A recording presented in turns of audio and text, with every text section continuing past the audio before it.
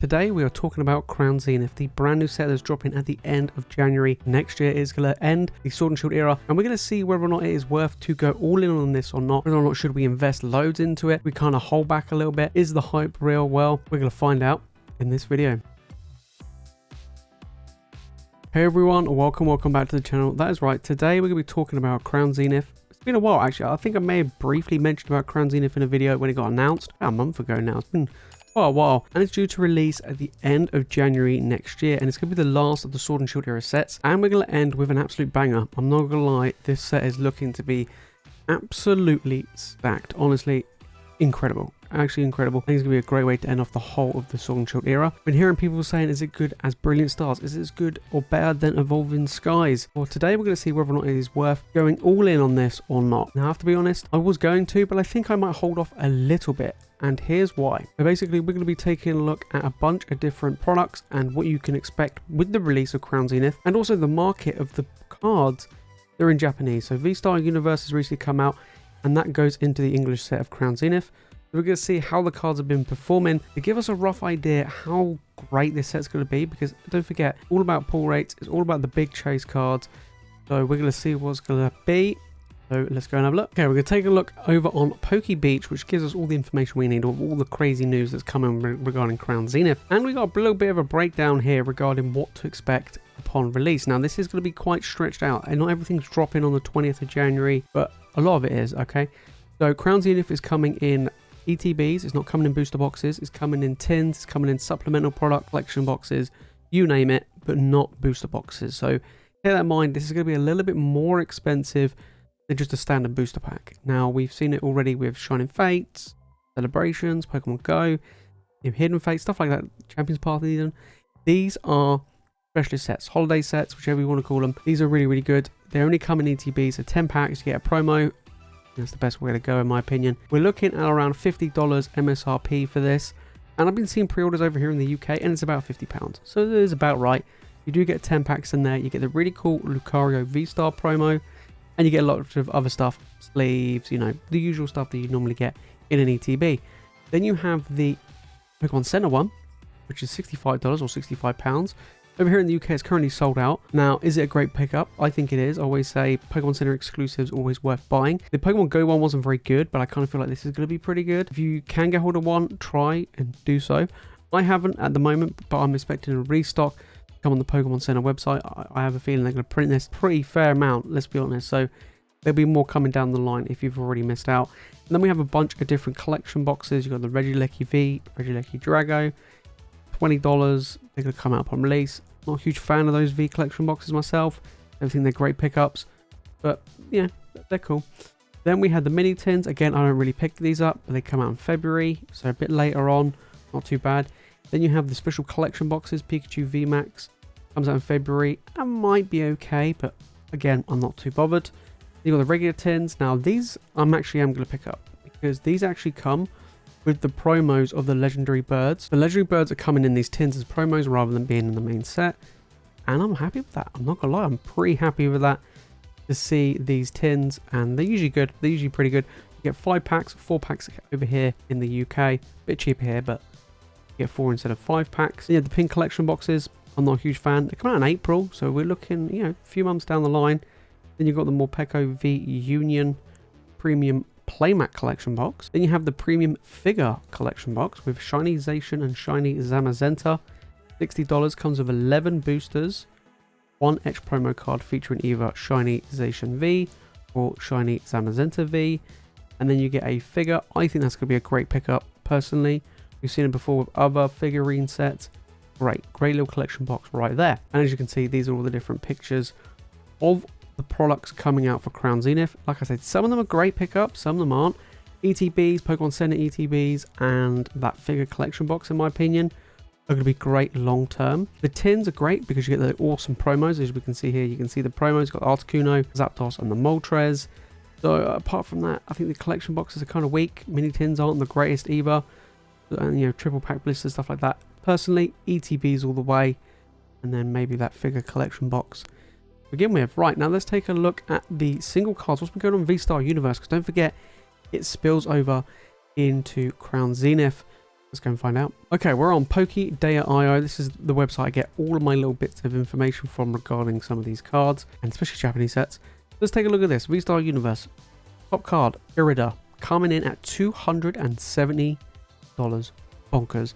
Now, one of the things I always say, guys, regarding full art trainers with Japanese sets, they tend to be a lot more expensive than English sets. So I kind of expect this card in English to be nowhere near that price. Okay, we can kind of gather it's not going to go for that crazy amount. But we have these gold crazy V-Star cards. Now, these are actually selling for a lot less than I expected. We're looking at 180 for the Arceus. You're looking at Dialga around 80. Now, these prices aren't 100% accurate. These are like an average from eBay. I've seen some go for around between $80 to $100, especially for like the Giratina and stuff like that. This one's interesting though with the Charizard. Again, we have this already in English in the Charizard UPC, but they didn't have it in Japanese, so that's why it's in V-Star Universe. I doubt it would be in Crown Zenith, as we already got it. Let's put it in the Zard UPC. But overall, you know, there's some really, really nice cards. I love the Leafeon and Glaceon. The Glaceon's probably one of my favorite cards of the set. Gorgeous looking cards. You've got the Mewtwo V-Star. There are a ton of crazy cards in this set. And, you know, one of the things I would say with Crown Zenith is not all of this may be in a normal booster pack, if you know what I mean. So that you might find that some of these might be available in certain tins, like we saw with the legendary birds. They might be in certain collection boxes, premium collection boxes, whatever it may be. They might be in other products as well. So you can kind of expect some of them not to be in Crown Zenith itself. And also you've got to take into consideration with Crown Zenith that there isn't massively huge expensive cards, right? All depends on pull rates. But because it's a specialist set, it makes it a bit more fun to open. You know, if especially got with a subset, it makes it fun. We've seen that with Shining Fates. We've seen that with Pokemon Go. We've seen that with Celebrations. If you have something like a subset, it makes it a bit more interesting to open. And Crown Zenith is going to have that. So, you know, we have Radiant Pokemon coming back in this as well. They're not great. Radiant Charizard's good, but the rest are kind of weak. You've got the legendary dogs as well, and it's going to be pretty crazy. Now, here's the thing with V-Star Universe. You get God packs, which is crazy. And Crown Zenith, probably not going to get God packs. We don't really get them in English sets. That's one thing to take into consideration. This Lucario that you see here, that's actually the ETB Primo. So that's pretty cool. So there are some really cool cards to expect. And the prices aren't massive. They really, really aren't massive. They're pretty stable. Now, I don't know what it's going to be like in English. It really does depend on the pull rates. I love that Suicune. That looks amazing. But I do love the look of all of these. Mew is another one of my favorites. There are a ton of amazing cards in this set. Like I say, I would probably expect Crown Zenith to be a great set to open, where you get tons of pulls. But because you get tons of pulls doesn't necessarily mean it's going to be that strong, especially if they're quite easy to get hold of. I would expect this to be a great set. I do. It's looking to be really strong. But like I say, taking into consideration the single card prices from V-Star Universe, transferring over to English, all depends on those pull rates. I could see the gold cards, so the Arceus, the Giratina, the Dialga and the Palkia, be much more in English than in Japanese. Probably around the $100, £100 mark. The majority of them, Arceus being the most expensive, but we'll have to see when it comes out. So my initial thoughts so far coming into Crown Zenith. I mean, we're still about a month out, and I think this set is looking strong. Now, I've been saying on my live streams when people ask me about Crown Zenith, great set to pick up, great set to invest in. I think you're going to miss out if you don't get it, because it is a great set. You don't have to go too crazy. There's going to be a ton of it around, so don't worry about any FOMO or anything like that, because there's going to be a lot around. There is going to be a lot, so don't worry about it. It's going to be released over, was it like a 4-month release date? That's a long time. That's a long time. We'll have Scarlet and Violet base out by the time they're still releasing stuff for this set, so I wouldn't worry too much. Pull rates are going to decide how great and how valuable some of these cards are going to be down the line. Tough pull rates means that the card values are going to stay high, and when the card values stay high, the set goes up with it. We've seen it with the Giratina and Lost Origin. We've seen it with the Lugia and Silver Tempest, Charizard in Brilliant Stars, Machamp in Astral Radiance, and we've also seen it in Evolving Skies. Talking about Evolving Skies, do I feel like this is better than Evolving Skies? No. I don't think that. I think this is fighting for the second spot between this and Brilliant Stars. They're kind of fighting out, in my opinion. Like I said, it all depends on the pull rates. Don't forget, this is a specialist set, not a standard set. So a standard set, yeah, a lot more packs in there. It is a lot cheaper to buy than a specialist set like this. You got to take into consideration the price also may impact how expensive some of these cards are going to be. We've seen them in special sets, top cards, yeah. Shiny Charizard from Hidden Fates, Shiny Charizard from Shining Fates. So there is a ton that have that high value because they're hard to find. So we're going to have to wait and see. But I wouldn't expect these full art trainers to be as high as they are in Japanese, because Japanese is just naturally higher. Overall, I think this set's going to be an absolute banger.